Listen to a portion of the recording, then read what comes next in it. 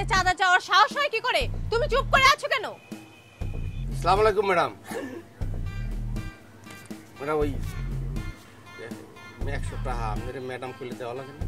এটা আপনার জন্য না, এটা আমার ম্যানেজারের জন্য।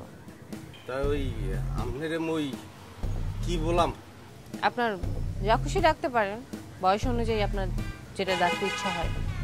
না ওই হেলে একটু ভেজালের মধ্যে পড়ি যাই, কারণ ওই আমনের মতন মোর মাই আছে, ও বিকেল দেখতে একবারে আমনের মতন পাই টু পাই ইন্টু পাই টুলুত করে চাইলে দেখি যে একবারে আমনের চেহারাটা এর মধ্যে বাসে, বুঝছেন?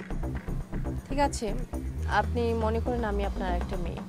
তুমি না ওই তাইলে আপনার ওই মেয়ে বললে সমর্থনা করবো, এই তো হেলে গেলে মোর একটা দায়িত্বের মধ্যে পড়ে।